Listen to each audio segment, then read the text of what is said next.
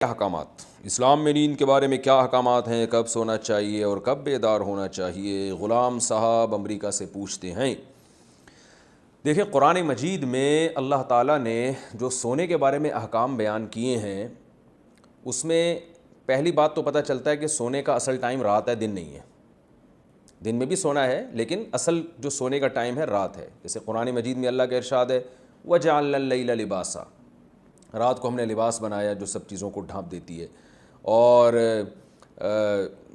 جو ہے ڈھانپنے کا مطلب یہی ہے ہر چیز کو چھپا دیتی ہے، تو انسان بھی رات کو آرام میں آ جاتا ہے اور وہ لیٹ جاتا ہے۔ تو اصل سونے کی جو ہے نا جو وقت ہے وہ رات ہے، اور دن میں بھی سونا ہے تھوڑی دیر، جس کو قیلولہ کہا جاتا ہے، اس کا بھی قرآن مجید میں ذکر ہے، اور آپ صلی اللہ علیہ وسلم نے بھی اس کی تاکید فرمائی، قیلوا فإن الشیطان لا یقیل، قیلولہ کیا کرو اس لیے کہ شیطان قیلولہ نہیں کرتا۔ اور قیلولہ کسے کہتے ہیں؟ دوپہر کھانے کے بعد تھوڑی دیر آرام کرنا، یعنی کہ لمبی تان کے لمبی سو گئے، ایسا نہیں ہے، تھوڑی دیر، شارٹ نیپ جسے کہا جاتا ہے انگلش میں۔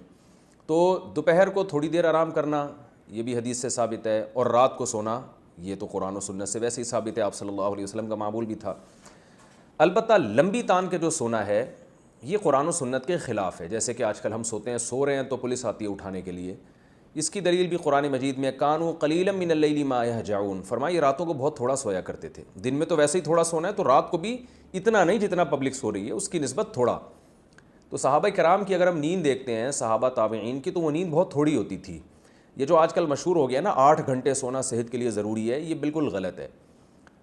اس کا کوئی معیار متعین نہیں ہے کہ کتنی دیر سونا صحت کے لیے ضروری ہے۔ شریعت نے ہمیں، پہلے میں شریعت کے حکام اس بارے میں بتا دوں، پھر اس پہ انشاءاللہ جدید تحقیق کو بھی میں پیش کروں گا آپ کے سامنے۔ تو پہلی بات کیا ہوئی؟ دن میں بھی تھوڑی دیر آرام کرنا ہے ہم نے، اور سونا جو زیادہ یعنی جو پراپر سونا ہوگا وہ رات میں ہوگا، وہ دن میں نہیں ہوگا۔ ایک بات یہ پتہ چلی۔ دوسری بات ہمیں یہ پتہ چلی کہ قرآن کہتا ہے تھوڑا سوتے ہیں، جتنا پبلک سو رہی ہے نا یہ بہت زیادہ سو رہی ہے، اتنا زیادہ نہیں سونا۔ یہ دوسری ہمیں ہدایت قرآن سے پتہ چلی، قرآن و سنت سے۔ تیسری ہدایت ہمیں یہ پتہ چلی ہے کہ جلدی سونا ہے رات کو۔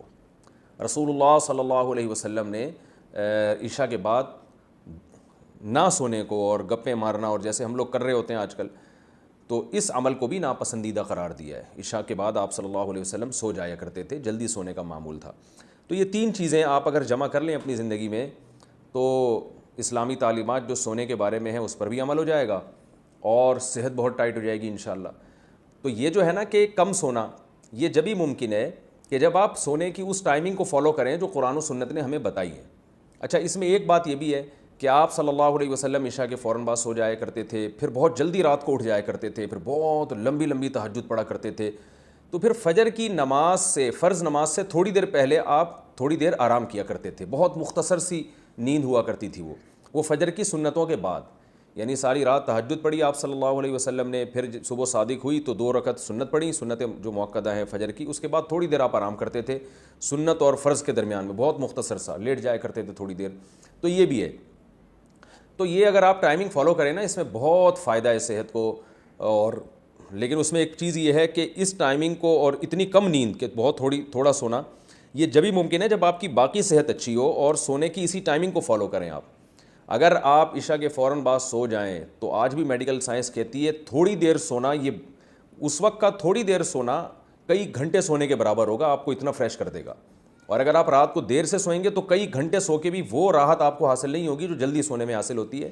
اس لیے کہ میڈیکل سائنس کہتی ہے، جو ہم نے ڈاکٹروں سے سنا ہے، کہ ایک دماغ میں کیمیکل نکلنا شروع ہو جاتا ہے رات کے وقت میں، اور وہ ہمیں سلانے کی طرف لے کے جاتا ہے۔ اگر ہم وہ نہیں سوتے تو اس کا پھر نقصان یہ ہوتا ہے کہ بعد میں بہت زیادہ بھی سو کے وہ فریشنس ہمیں حاصل نہیں ہوتی۔ تو اس لیے عشاء کے فوراً بعد سو جائیں، تو تھوڑے چند گھنٹے سو جائیں آپ، 3-4 گھنٹے گہری نیند بہت ہے، 4 گھنٹے بھی آپ سو گئے گہری نیند بہت ہٹو بچو ہو جائے گا۔ اس کے بعد پھر آپ فجر کی سنتیں پڑھ لیں، اور سنتوں اور فرض کے درمیان جو وقفہ اس میں تھوڑی دیر آرام کر لیں۔ اس کے بعد دوپہر کھانے کے بعد تھوڑی دیر آپ آدھا گھنٹہ، وہ بہت زیادہ ہو گیا 1 گھنٹہ آرام کر لیا آپ نے، تو آپ کی بہت کم نیند میں آپ سارا دن فریش نظر آئیں گے، سارا دن آپ ہنستے کھیلتے رہیں گے۔ اور اگر بھائی جو ہماری روٹین آج کل چل رہی ہے، اچھا اس میں ایک یہ بھی ہے کہ اس میں یہ بھی ضروری ہے کم کھانا ہے، کیونکہ جو زیادہ کھاتا ہے پھر وہ اس کو زیادہ سونا پڑتا ہے، جتنا کھائیں گے اتنا ہی پھر وہ موٹاپا آئے گا اور درجنوں مسائل، تو کھانا بھی کم کھانا ہے اس میں۔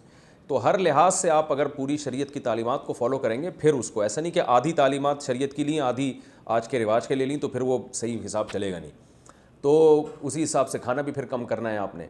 تو اگر آپ اس ترتیب کو فالو کریں گے نا تو آپ دیکھیں گے چند گھنٹے یعنی 4 5 6 گھنٹے بھی آپ کے لیے 24 گھنٹے میں بہت ہوں گے، تو آپ ان لوگوں سے زیادہ اچھا کام کر سکیں گے جو 8 8 9 9 گھنٹے سو رہے ہیں پھر بھی وہ فریش نہیں ہوتے، اور آپ 5 6 گھنٹے کی نیند میں بہت زیادہ فریش ہو جائیں گے اگر آپ اس ترتیب سے سوئیں آپ۔ تو یہ ہے، لیکن یہ کہ یہ باتیں آج کل کون عمل کرتا ہے؟ آپ عشاء کے بعد سونے کی کوشش کریں گے، پبلک ہی نہیں سونے دے گی آپ کو، گھر والے میں سارے جاگ رہے ہوتے ہیں، تو پورے گھر کا ماحول چینج کرنے کی ضرورت ہے، پوری قوم کو چینج کرنے کی ضرورت ہے، حکومتی سطح پہ اس پہ کوشش ہونی چاہیے، محنت ہونی چاہیے۔ جن ملکوں میں جلدی سونے کا رواج ہے، چائنا میں اور تھائی لینڈ میں گیا ہوں، وہاں بھی میں نے دیکھا ہے کہ لوگ جلدی سوتے ہیں اور فجر کے بعد ان کی مارکیٹیں کھلی ہوتی ہیں، تو وہاں گورنمنٹ نے جو ہے نوٹس لیا تھا اور گورنمنٹ لوگوں کو اس پر لے کر آئی ہے، حکومتی سطح پر اس کی کوششیں اور محنتیں ہوئی ہیں۔ تو قوم تو جبھی تبدیل ہوتی ہے جب گورنمنٹ لیول پر اس کی کوشش ہو، لیکن آپ اپنے طور پر اگر کر لیں تو بہت اچھی بات ہے، کم از کم 2 4 لوگ ہی ٹھیک ہو جائیں گے۔